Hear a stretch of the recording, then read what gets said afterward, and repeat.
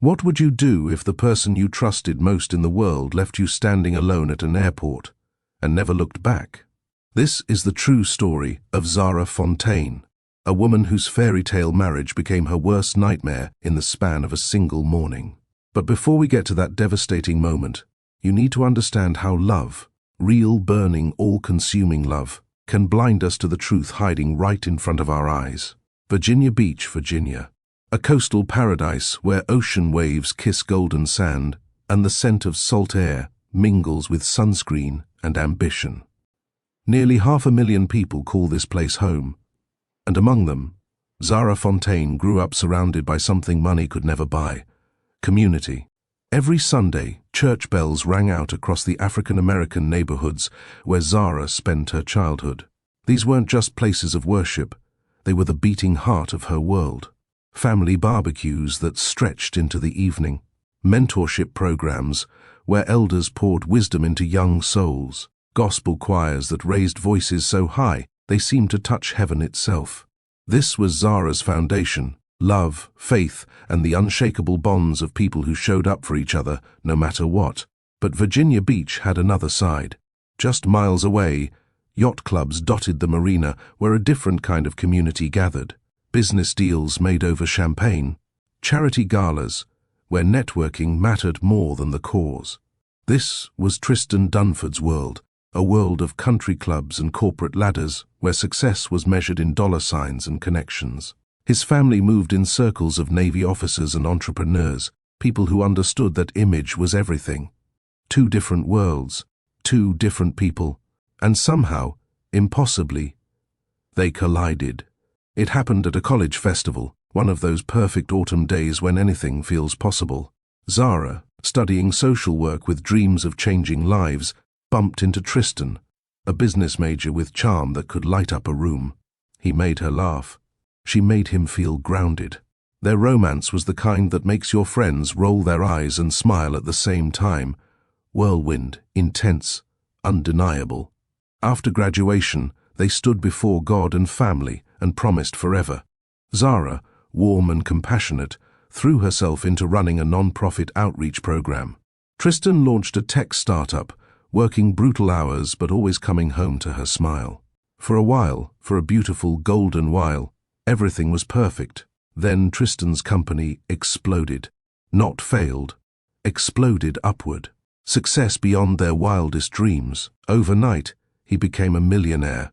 They moved into a house near the oceanfront, the kind of place Zara had only seen in magazines. Friends joked about them living the American dream, and on the surface, they were. But here's the thing about sudden wealth. It doesn't just change your bank account. It changes you. The invitations started arriving. Elite events, high-stakes meetings in distant cities. Tristan began traveling more, staying later, speaking less. When he was home, he seemed distracted, his mind already somewhere else. Zara told herself it was just stress, just the pressure of managing success. She still saw flashes of the man she married, a gentle touch here, a tired smile there. She convinced herself everything was fine. But deep down, in that quiet place, where truth lives even when we refuse to listen, she knew something was breaking between them. Slowly, silently, irreversibly. Which brings us to that crisp morning at Norfolk, Virginia Beach International Airport. Zara stood beside Tristan in the terminal, watching travelers rush past with rolling suitcases and coffee cups. He'd told her they were flying to Chicago for a business conference, just a quick trip, nothing special. But something felt off, the way he avoided her eyes, the tension in his shoulders, the distance in his brief, almost mechanical hug. "I'll call you from Chicago," he said. Those 6 words, the last words he would ever speak to her as her husband. She watched him walk toward the gate, watched him wave, casual, dismissive, final.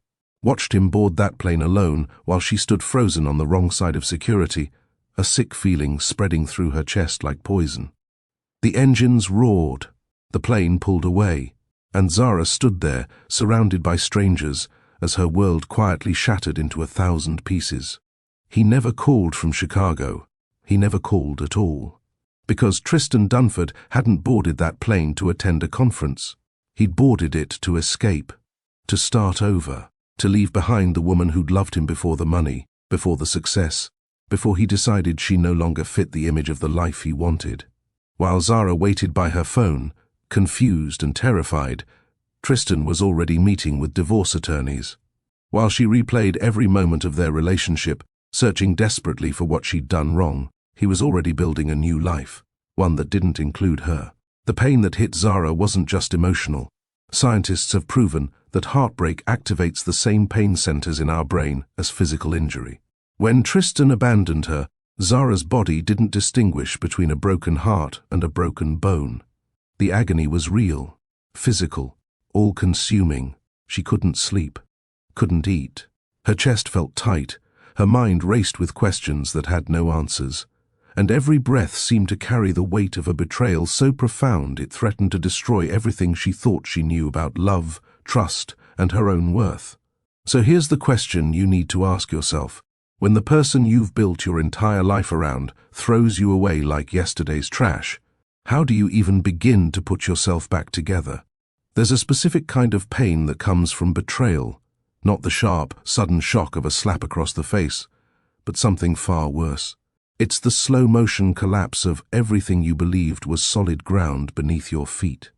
And as Zara Fontaine stood in her empty house the day after Tristan vanished, she was discovering just how far a person can fall when the floor disappears. The voicemail came 3 days later. Not from Tristan, he couldn't even give her that much, but from his attorney. A stranger's voice, clinical and detached, explaining that divorce papers would arrive by courier. "Mr. Dunford wishes to handle this matter as amicably and efficiently as possible," the voice said, as if their marriage was nothing more than a business transaction. Being dissolved, as if 6 years of shared dreams, whispered promises, and tangled-up lives could be wrapped up with efficiency. Zara played that message 17 times, not because she didn't understand the words, but because she couldn't comprehend the reality they represented. How does a person you loved, who claimed to love you, become a stranger who communicates through lawyers? How does "till death do us part" become handled amicably and efficiently? But here's what nobody tells you about betrayal trauma. And yes, that's the clinical term psychologists use for this specific form of psychological devastation. When someone you love violates your trust this profoundly, your brain doesn't just register sadness. It registers danger. Your nervous system floods with stress hormones, cortisol, adrenaline, the same chemicals that would surge through your veins if you were being chased by a predator. Because, in a very real sense, you were. You were hunted by someone you trusted, and you never saw it coming. Zara's body knew this, even if her mind was still trying to catch up. She couldn't sleep, not really. She'd drift off around 4 in the morning only to jolt awake an hour later, heart racing, chest tight, that same nightmare playing on repeat, standing at the airport, watching Tristan's plane disappear into the clouds, while she screamed his name, and no sound came out. She stopped eating anything that required actual preparation. Crackers, cereal straight from the box, coffee that went cold before she remembered it was there. Her clothes started hanging loose on her frame, and the confident, vibrant woman who'd walked into that airport had been replaced by someone who barely recognized her own reflection. The questions were the worst part. They arrived in waves, relentless and cruel, especially in those dark hours before dawn. Why wasn't I enough? What did I do wrong? Was any of it real? The laughter, the promises, the way he used to look at me like I was the only person in the room. Or was I just a placeholder, someone to keep him company until he could afford someone better? The questions multiplied like cancer cells, spreading through every memory, poisoning everything they touched. That time he brought her flowers. Was he already planning his exit? That vacation to the mountains. Was he already mentally checked out? Their last anniversary dinner. Was he sitting across from her, knowing he'd be gone in 3 months? And perhaps most devastating of all, if I couldn't see this coming, how can I ever trust my own judgment again? This is what betrayal does. It doesn't just break your heart. It breaks your sense of reality. It makes you doubt everything you thought you knew, about him, about yourself, about love itself. Zara found herself scrolling through old photos on her phone, studying Tristan's face like a detective searching for clues. Was that smile fake? Those loving texts, were they lies? She became obsessed with finding the moment it all went wrong, as if identifying the exact second could somehow make it hurt less. Spoiler alert, it didn't. 2 weeks after the airport, Zara's best friend Latoya showed up at her door unannounced. She took one look at Zara, unwashed hair, same clothes as yesterday, eyes hollow with exhaustion, and didn't say a word. She just walked in, opened the curtains Zara had kept closed, and started making phone calls. Within an hour, Zara's grandmother arrived, then her aunt Denise, then Sister Patricia from the church, then Reverend Morrison, who'd known Zara since she was 7 years old and sang in the children's choir. Zara's living room filled with the people who'd known her longest and loved her most. And for the first time since Tristan left, she broke down completely. Not the quiet crying she'd been doing alone in the dark, but the kind of sobbing that comes from somewhere deeper than grief, the kind that shakes your whole body and leaves you gasping for air. They let her cry. They held her while she fell apart. And when the tears finally slowed, her grandmother, all 4 feet 11 inches of unshakable faith and wisdom, took Zara's face in her weathered hands and said something Zara would never forget. "Baby girl, that man didn't break you. He revealed himself. And the Lord doesn't show us people's true nature to destroy us. He shows us so we can be free." Simple words. But they landed like an anchor in Zara's churning sea of confusion. Because her grandmother was right. This wasn't about Zara being defective or unlovable. This was about Tristan's character, Tristan's choices, Tristan's inability to honor the vows he made. The failure was his, not hers.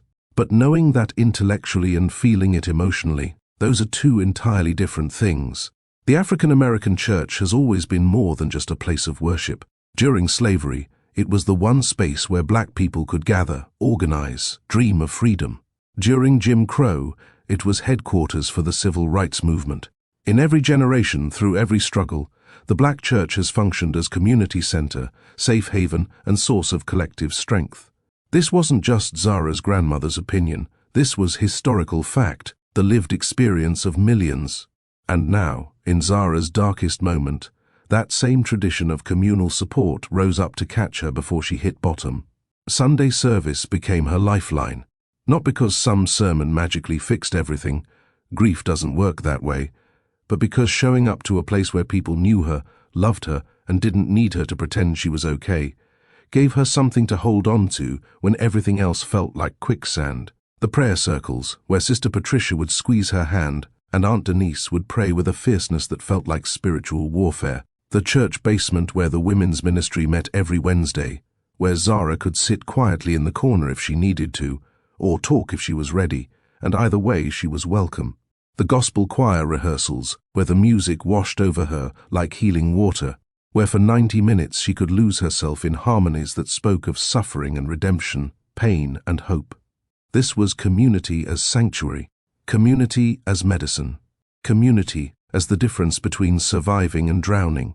But here's the thing about healing from betrayal. It's not linear. It's not a steady, upward climb from devastation to recovery. It's messy. Some days, Zara would wake up feeling almost normal, like maybe she was going to be okay.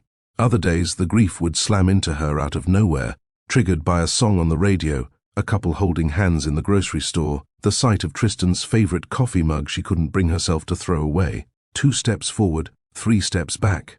Progress and relapse. Hope and despair, sometimes within the same hour. And then there were the well-meaning people who made it worse. "You're so strong," they'd say, as if strength was something Zara had chosen rather than something forced upon her. "Everything happens for a reason," they'd offer, as if there was some cosmic purpose to being abandoned that would make it acceptable.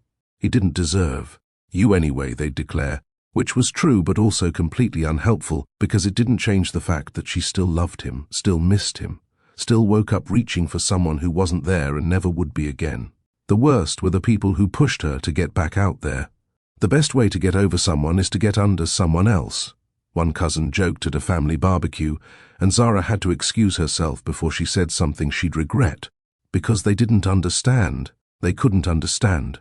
This wasn't about finding a replacement. This was about rebuilding a self that had been shattered. This was about learning to trust reality again, when reality had proven itself to be a liar. 3 months in, LaToya dragged Zara to a grief counselor. "I'm not going to therapy," Zara protested. "I'm not crazy." But LaToya, who'd known Zara since high school and loved her too much to let her self-destruct, wasn't having it. "Nobody said you're crazy, but you're hurting, and you need help processing this, and there's no shame in that." None. The counselor's name was Dr. Amara Chen, a soft-spoken woman with kind eyes and an office that smelled like lavender. That first session, Zara sat rigid in the chair, arms crossed, convinced this was a waste of time and money she didn't have. Dr. Chen didn't push.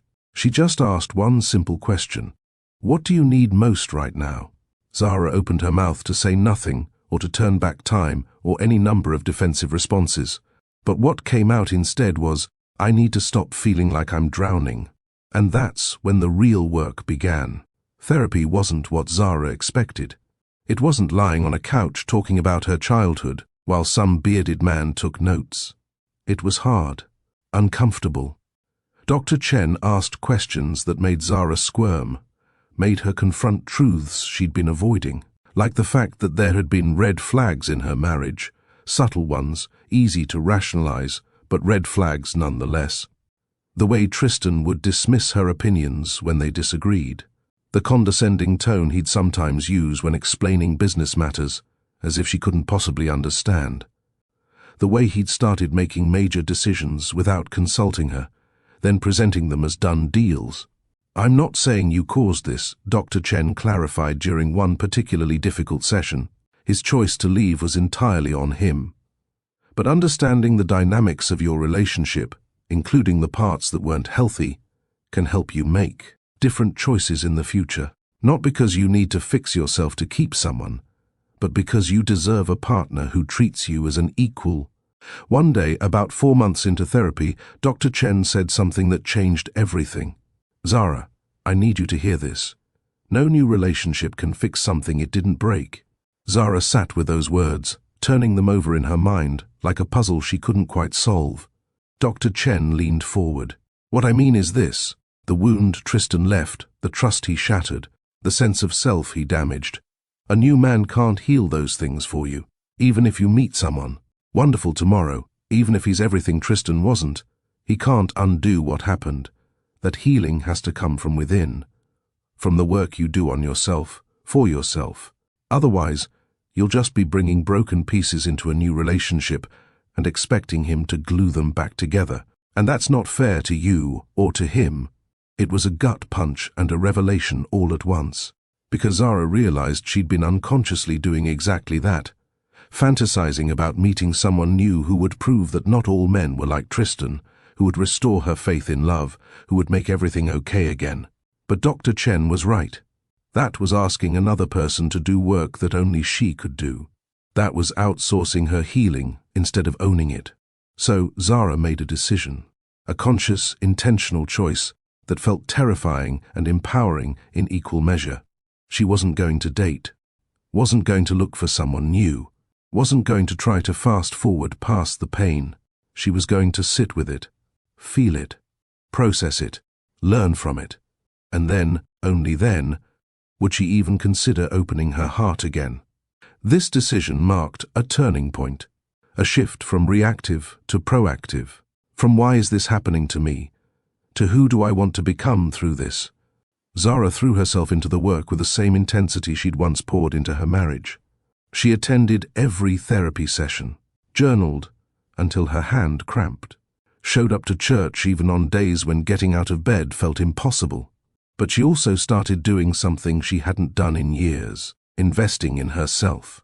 She'd always loved painting, used to spend hours as a teenager with watercolors, creating ocean scenes and abstract expressions of emotion.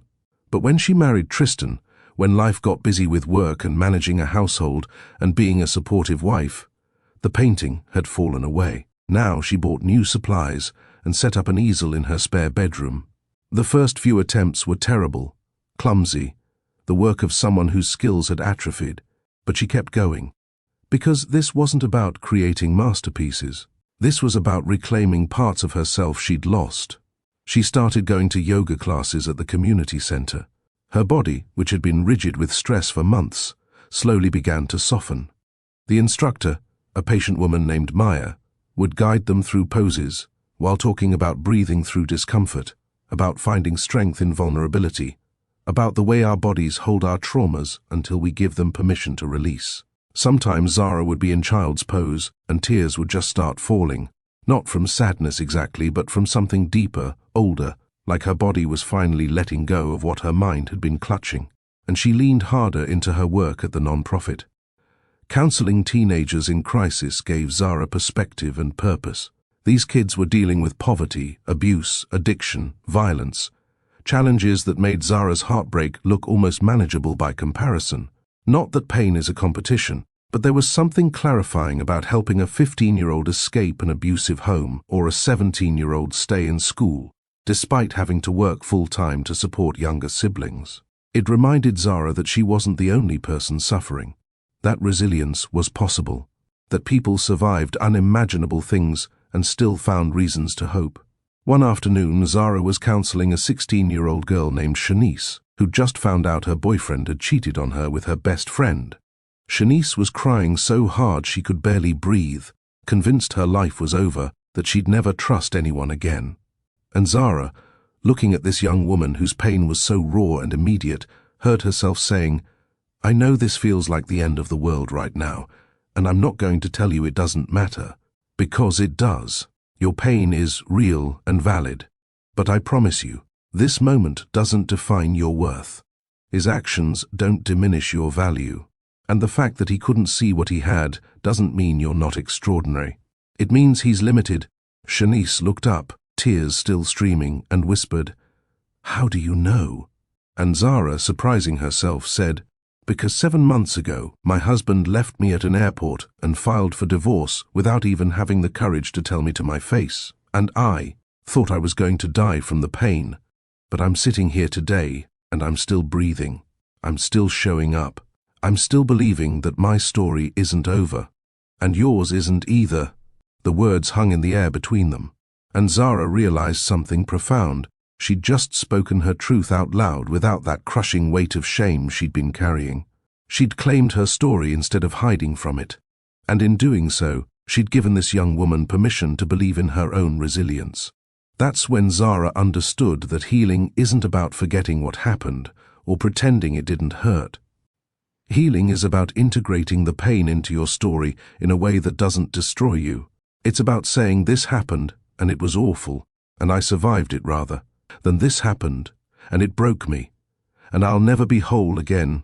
6 months after the airport, then 7, then 8. The rawness began to fade, replaced by something quieter but more stable. Zara still had hard days. Anniversaries were brutal, and the day the divorce was finalized, she stayed in bed and cried for hours. But those days became less frequent. The spaces between the waves of grief grew wider. She started sleeping through the night, started eating meals instead of just grazing, started recognizing herself again when she looked in the mirror. Her grandmother noticed the shift. "You're coming back to us," she said one Sunday after service, pulling Zara into a hug. "The light's back in your eyes." But it wasn't that simple. Zara hadn't just come back.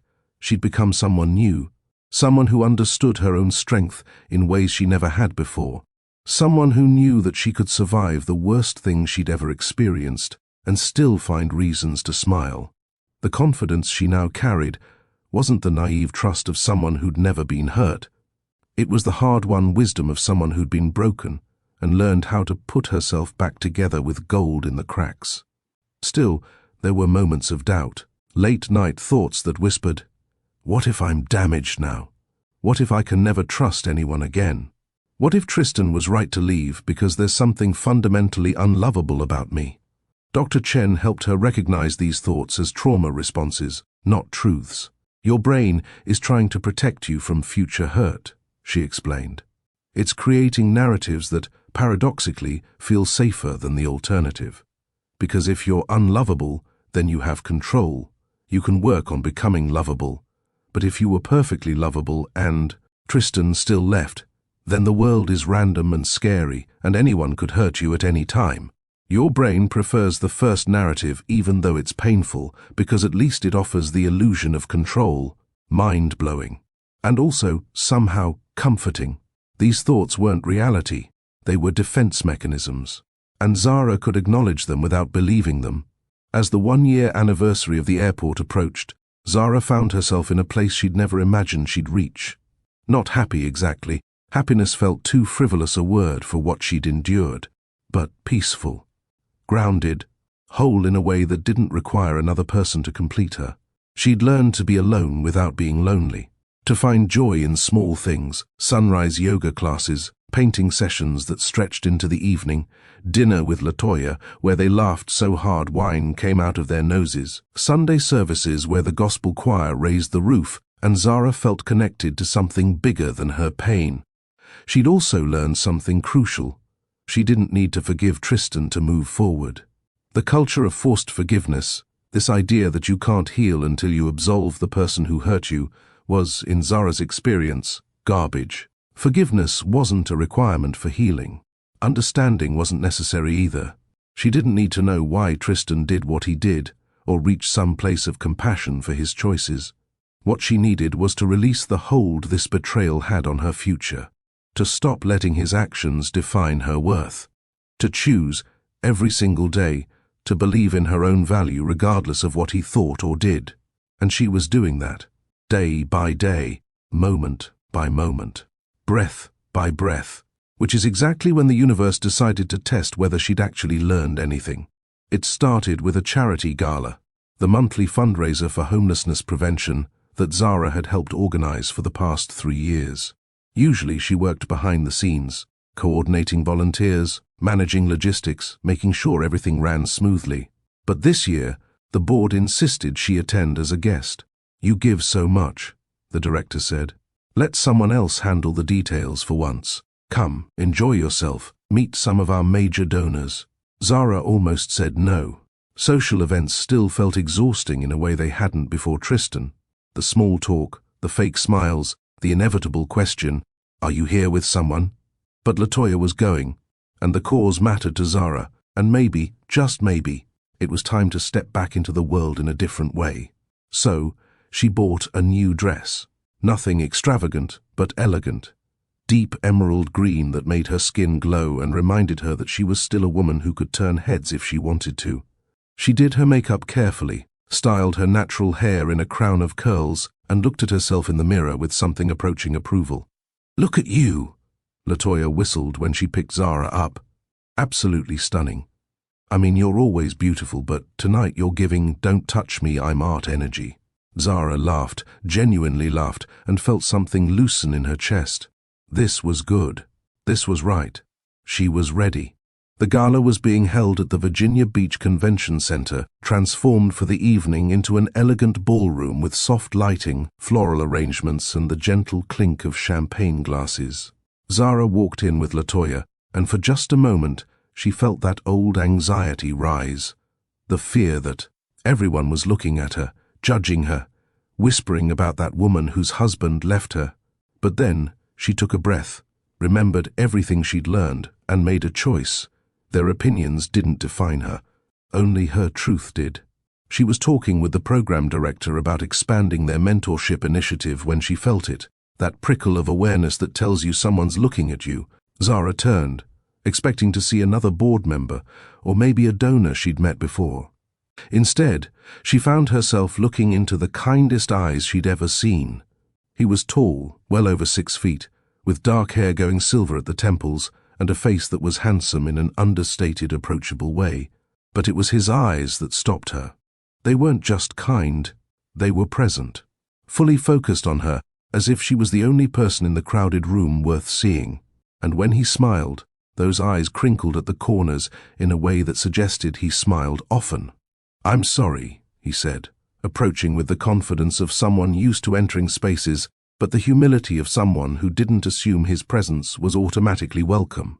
"I don't mean to interrupt. I'm Remington Cole. I'm new to Virginia Beach, and I was told if I wanted to understand the real heartbeat of this community, I should talk to you." Zara blinked, momentarily thrown. I think you might have me confused with someone else.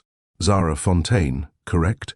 Founder of the Youth Empowerment Initiative. The woman who's personally mentored over 200 at-risk teenagers in the past 5 years.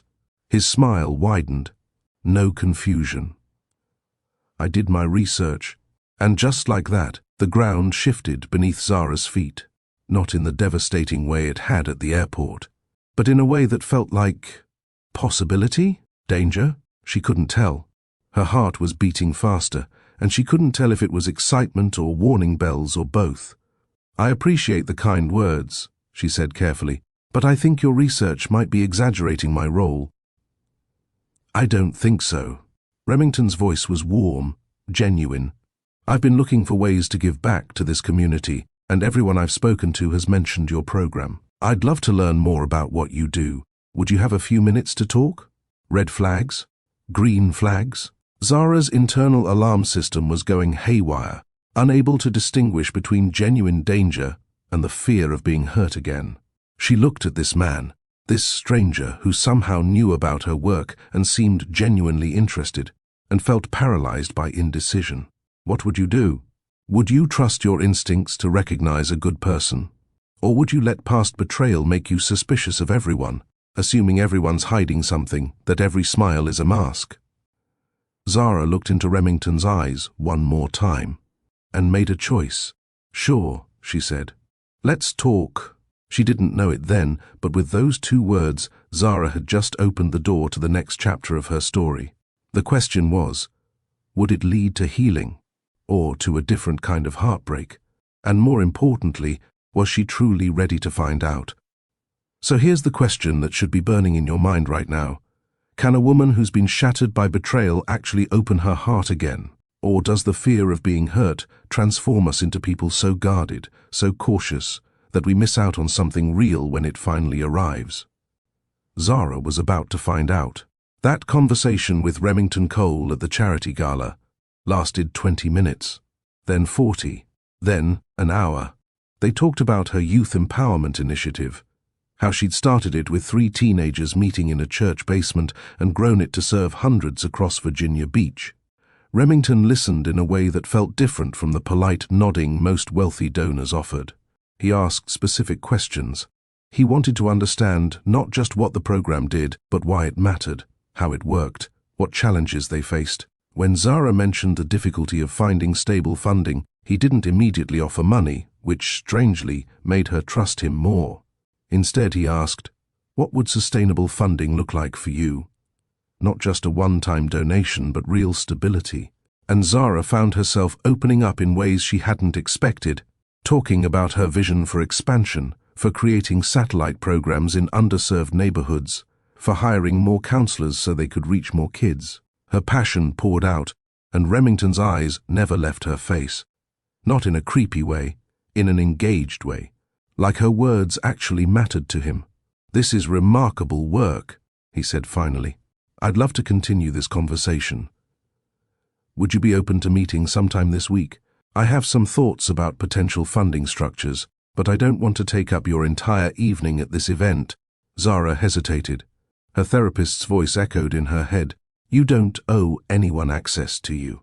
You can say no. You can take your time. But there was something else too, a quieter voice, maybe her own intuition, saying, this feels different. This feels safe. Coffee, she said. Wednesday afternoon. There's a place called the Daily Grind on Atlantic Avenue. Perfect. Remington's smile reached his eyes. I'll see you Wednesday at 2? 2 works. As he walked away, LaToya materialized at Zara's elbow like a best friend summoned by telepathy. Girl. Who was that? And why were you looking at him like that? Like what?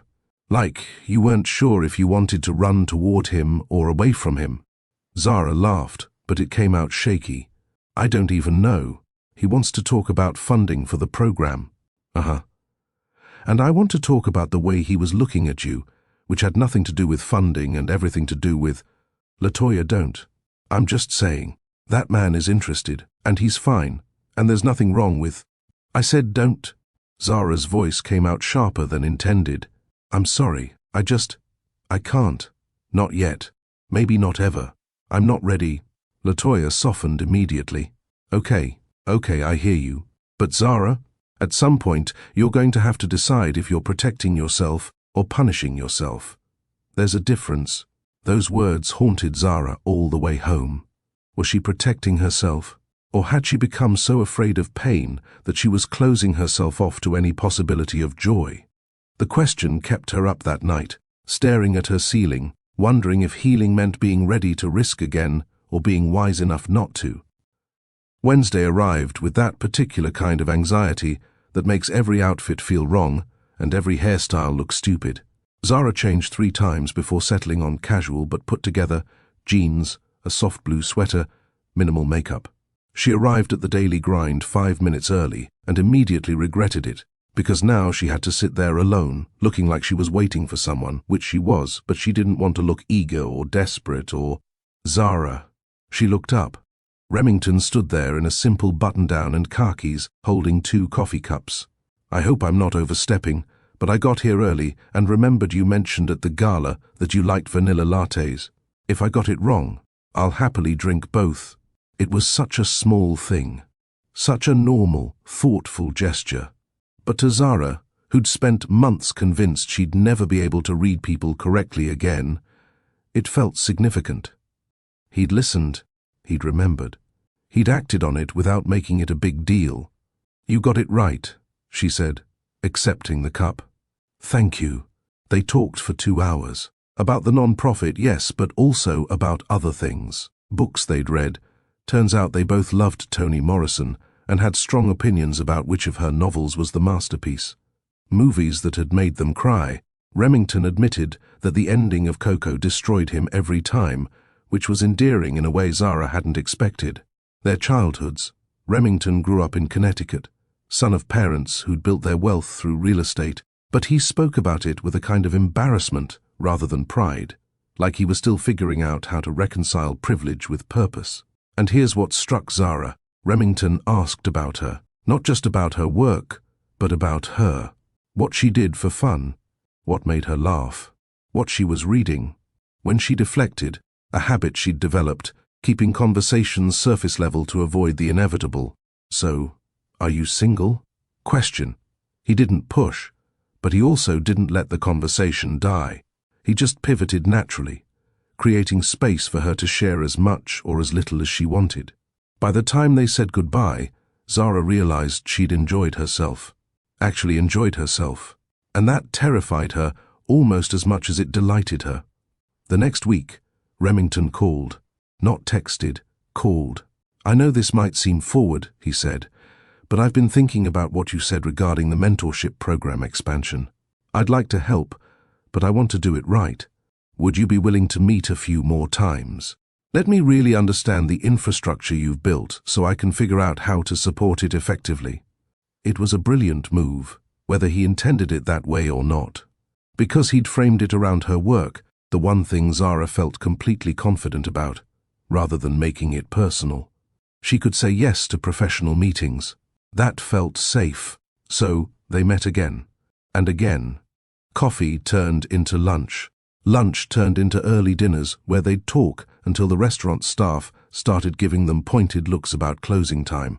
And somewhere in those conversations, something shifted. Zara found herself looking forward to seeing Remington. Found herself noticing small things, the way he listened with his whole body, leaning in slightly when she spoke, the way he treated the server with the same respect he showed everyone else, not using politeness as performance, but as default setting, the way he talked about his parents with affection but also honesty about the pressure of living up to their expectations, of trying to use wealth for good when wealth itself was accumulated through systems that weren't always equitable. He had depth, complexity. And more than that, he had humility. Despite being a billionaire, something Zara only learned when she Googled him after their 3rd meeting and nearly dropped her phone. Remington dressed simply, drove a modest car, didn't name-drop or show off. When Zara finally asked him about it directly, he shrugged. Money is a tool, not an identity. I've seen what happens when people make it their whole personality. It hollows them out. But here's the thing that really got to Zara. Remington never made her feel like a project. Some wealthy people approached charity with a savior complex, swooping in to fix communities they didn't understand. Remington asked questions and listened to answers. He deferred to Zara's expertise. He took notes. And when he did offer suggestions, they were thoughtful, informed by actual research he'd done on youth development programs. 6 weeks into their professional friendship, because that's what Zara kept telling herself it was, she made a mistake. She mentioned Tristan. They were talking about trust in professional partnerships, and Zara said something about learning the hard way that people can change when circumstances change. And before she could stop herself, the story spilled out. Not all of it. She wasn't ready for that, but the basics. Married young. Husband became successful. Marriage ended badly. She expected Remington to get uncomfortable, to change the subject, to suddenly remember another appointment. Instead, he set down his coffee cup and said quietly, "I'm sorry that happened to you. That must have been devastating." It was. Zara's voice came out smaller than intended. "It still is. Some days. Can I ask you something?" Remington's eyes were gentle. "And please feel free to tell me it's none of my business, because it's not. But do you think you'll ever be able to trust someone again? Or did he break that in you permanently?"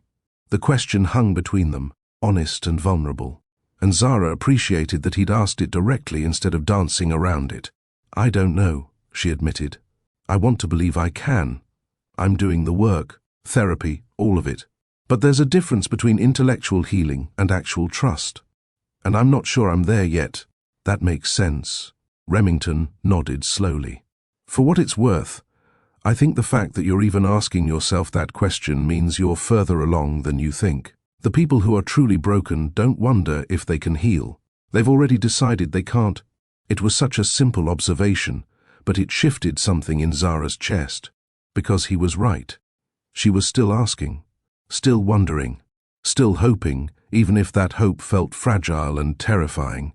"Zara." Remington's voice pulled her back to the moment. "I need to be honest with you about something. These meetings, they started as genuine interest in your program. And that's still true, but somewhere along the way, they became about wanting to spend time with you. As a person, not as a program director or a professional connection. As you." Zara's heart started racing. This was it, the moment she'd been both dreading and anticipating. The moment where she had to decide, protect herself or risk again. "I'm not asking you for anything," Remington continued.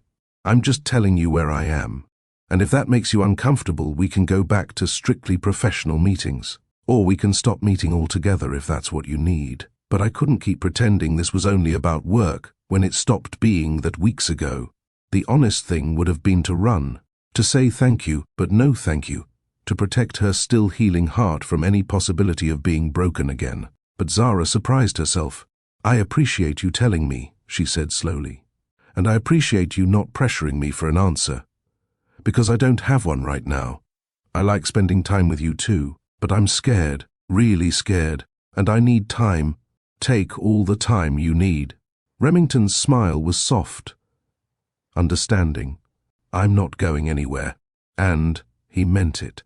Over the next month, nothing changed, and everything changed. They kept meeting, kept talking. But now there was this understanding between them. This acknowledged possibility that this could become something more. Remington never pushed, never made Zara feel rushed or pressured. He let her set the pace, which paradoxically made her trust him more. Then came the afternoon that changed everything. Zara was leaving her office when Remington called. "Are you busy right now? Like, immediately right now?" "No." "Why?" "Can you pack an overnight bag and meet me at your place in 30 minutes? "Remington, what?" "Trust me. Please. I promise this is going to be worth it." Every alarm bell in Zara's head went off. This was impulsive, reckless, exactly the kind of thing she'd sworn off after Tristan.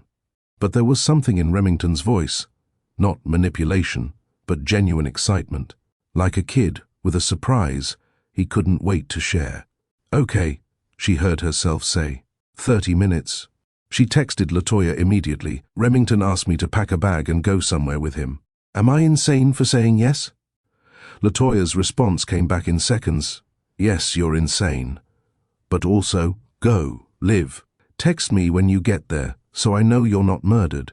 Zara packed quickly, toiletries, change of clothes, trying not to overthink what overnight bag meant, and was locking her door when Remington pulled up. He got out, took her bag, and grinned like he'd just won the lottery. "Where are we going?" Zara demanded. "New York.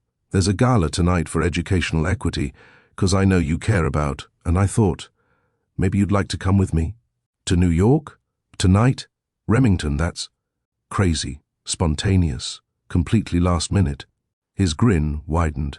"Yeah, but also, when was the last time you did something just because it sounded fun? Not because it was responsible or sensible, but just because—" Zara opened her mouth to argue, to list all the reasons this was a bad idea. But she realized she couldn't remember the last time she'd been spontaneous, couldn't remember the last time she'd said yes to something without overthinking it to death.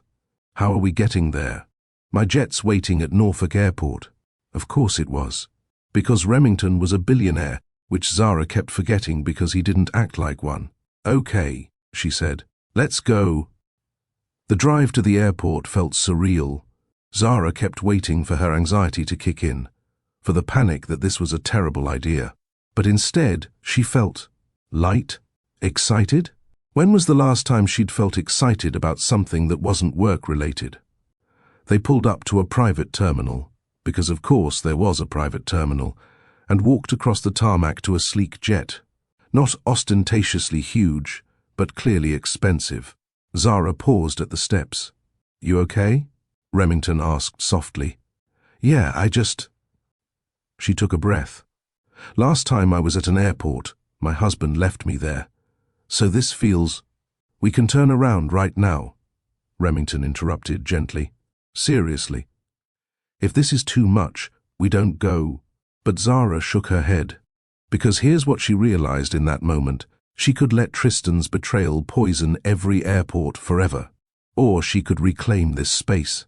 Turn the sight of her devastation into something new. "No," she said firmly. "I want to go." The jet interior was beautiful. Cream leather seats, soft lighting, that particular smell of expensive things. They settled in, and as the engines hummed to life, Remington reached over and gently took Zara's hand. "You've been through so much," he said quietly. "And I'm in awe of how you keep showing up, keep trying, keep believing in people despite having every reason not to." Zara felt tears prick her eyes, because he saw her, really saw her. Not just the strong, capable woman she showed the world, but the scared, healing person underneath who was doing her best to trust again. The plane lifted off, and Zara watched Virginia Beach shrink below them, the city where she'd been born, where she'd fallen in love, where she'd been destroyed, where she'd rebuilt herself. From this height, she could see all of it at once. The whole story contained in those glittering lights. They landed in New York as the sun was setting, painting the skyline in shades of gold and pink. A car took them to the Plaza Hotel, because apparently that's where Billionaire stayed, and Remington had booked her own suite. Not a shared room, not an assumption of intimacy. Her own space, her own choice. "The gala starts at 8, he said. "I'll meet you in the lobby at 7:30. Zara nodded, still processing that this was her life right now. Flying private to New York for a gala with a billionaire who treated her with more respect and care than her own husband ever had. The gala was everything Zara expected. Elegant, expensive, full of people who spoke in careful euphemisms about making a difference while wearing dresses that cost more than most people's monthly rent. But Remington navigated it with ease, introducing Zara to foundation directors and non-profit leaders, praising her work, asking her opinion on policy discussions. He never left her side unless she wanted space, never talked over her, never made her feel like arm candy there to look pretty while he networked. At one point, while they were dancing, because yes, there was dancing. And yes, Remington asked permission before putting his hand on her waist. He leaned close and whispered, "You're the most interesting person in this entire room, and I'm so grateful you're here with me." Zara looked up at him, at this man who'd appeared in her life when she'd stopped looking, who'd been patient when she needed patience, who'd given her space when she needed space, who'd asked for nothing and offered everything. and she made a decision. "Remington," she said softly, "I think I'm ready for what? To stop being so scared, to trust that not everyone is going to hurt me, to believe that maybe this is real." His smile was like sunrise, slow, warm, illuminating everything it touched. "It's real," he said. "I promise you, Zara. This is real." They spent that night talking on the rooftop of the plaza, looking out over Central Park, sharing stories and dreams and fears. Remington talked about the pressure of his family's expectations, the loneliness of wealth, his hope to build something meaningful. Zara talked about her work, her faith, her community, her slowly mending heart.